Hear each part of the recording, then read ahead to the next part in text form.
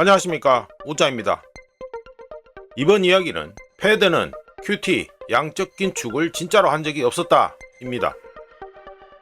그럼 보시죠. 우짜를 포함해 일부에서는 패드가 스텔스 QE를 하고 있었다고 의심하고 있지만 패드의 밸런스 시트, 대차 대조표 차트만 보면 패드가 QT 양적 긴축을 열심히 한 것으로 보입니다. 결론부터 얘기하면 패드는 QT 양적 긴축을 진짜로 한 적이 없었습니다.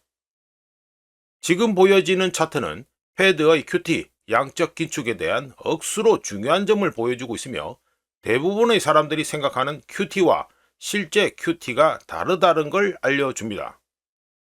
흔히 패드의 QT 양적 긴축을 얘기하면 패드가 보유한 국채를 줄여 밸런스 시트, 대차 대조표를 축소한다는 소리로 들리며 이론적으로는 QT 양적 긴축을 통해 경제에서 자금을 빼내서 경제 활동을 둔화시킨다고 말합니다. 하지만 패드는 단기 채권, 국채만 줄이고 장기 채권, 국채는 전혀 그러지 않았습니다. 오히려 장기 국채 보유량을 2025년 현재 1조 5,900억 달러로 더 늘렸습니다. 패드가 단기 국채, 즉 만기가 1년 미만인 국채를 2022년 이후 많이 줄였다는 것을 알 수 있는데요. 이는 패드에서 만기가 도래한 단기 국채를 롤오버, 만기된 국채를 새로 발행한 국채로 연장 매입하지 않고 그냥 롤오프, 만기된 국채를 재발행하지 않고 보유한 국채 규모를 줄이고 있다는 걸 의미합니다. 그리고 단기 국채를 그냥 롤오프 시킴으로 인해 그려지는 패드의 밸런스 시트 차트를 통해 대부분의 사람들은 패드가 공격적으로 긴축을 벌이고 있다는 착각을 하게 됩니다.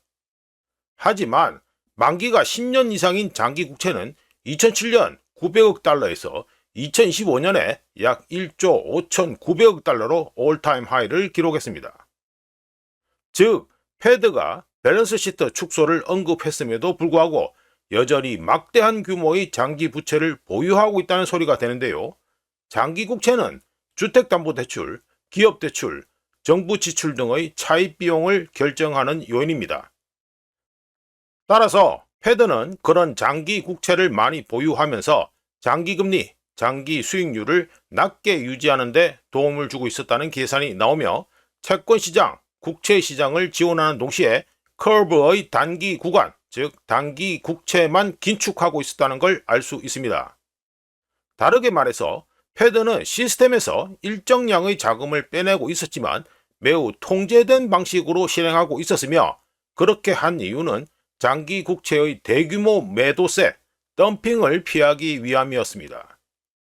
왜냐하면 장기 국채가 대규모로 덤핑될 경우 이는 금리 급등으로 이어져서 경제에 악영향을 미칠 수 있기 때문이지요.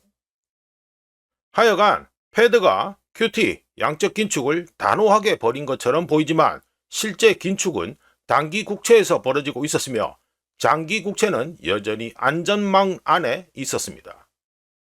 패드가 양적 긴축 QT를 말할 때조차 시장이 붕괴되지 않도록 조심하고 있었다는 것을 알려주고 있는 가운데 문제는 재정 우위에서 만기가 단축되는 아주 클래식한 모습이 보여졌다는 것입니다.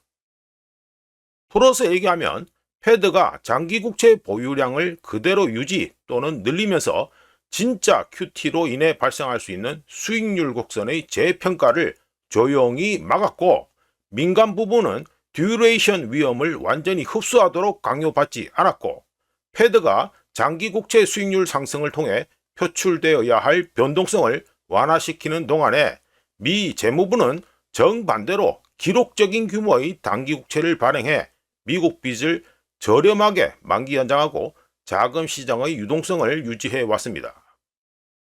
즉, 패드가 장기 국채를 보유하는 반면 미 재무부는 단기 국채를 대량으로 발행하는 구조적 역전 현상이 이어지고 있었다는 소린데요. 이거 냄새 나는 것에 뚜껑을 덮는다라는 일본 속담처럼 문제를 해결하기보다는 임시 땜빵한 것과 같습니다.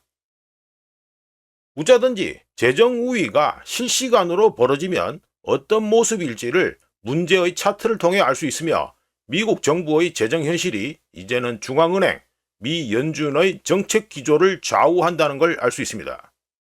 어떻게 말이죠?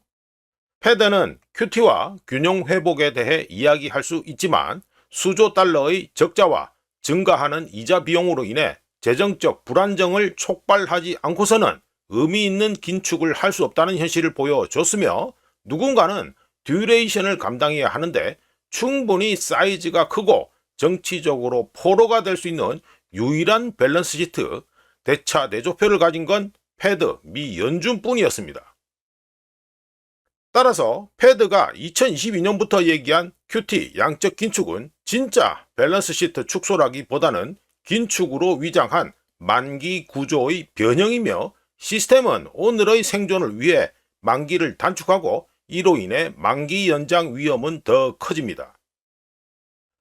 하지만 단기 국채가 만기될 때마다 재융자를 받아야 하며 금리가 계속 높거나 인플레이션이 예상보다 높게 유지될 경우 산더미처럼 쌓인 단기 국채, 즉 부채를 처리하는 데 드는 비용은 하룻밤 사이에 폭발적으로 증가할 수 있다는 문제가 있습니다. 바로 그때 통제라는 환상은 사라지고 미 재무부는 더 높은 금리로 단기 국채를 연장해야 하고, 패드의 장기 국채 포트폴리오는 미실현 손실을 입으며 납세자들은 패드가 보호해 주려고 했던 만기 불일치 손실을 떠안게 된다는 현실과 마주하게 됩니다. 미 재무부가 단기 자금 조달에 더 많이 의존할수록 전체 시스템은 금리와 유동성 변화에 더욱 민감하게 반응하게 되며, 결국 패드는 수익률 곡선 통제 YCC라고 부르던 기간 운용 텀 오퍼레이션이라고 부르던 유동성 관리라고 부르던 우자든지 간에 새로운 명칭하에서의 통화화 또는 화폐화를 할지, 아니면 롤오버 압력이 증가하면서 단기 국채 가격이 마비되는 걸 지켜볼지를 강제되는 선택에 직면하게 될 것입니다. 이러든 저러든 어느 쪽이든 진정한 긴축 수단으로서의 QT 양적 긴축은 끝났으며 은밀한 형태의 재정 완화로 이미 대체되었다는 걸 차트를 통해 알 수 있습니다.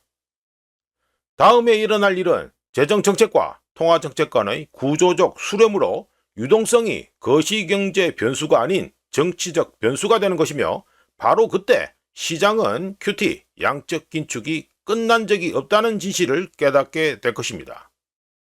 왜냐하면 QT 양적 긴축은 애초부터 실제로 시작된 적이 없었기 때문입니다. 이상 패드는 QT 양적 긴축을 진짜로 한 적이 없었다 였습니다. 구독, 좋아요, 그리고 회원가입 감사합니다. 다른 이야기로 또 찾아뵙겠습니다.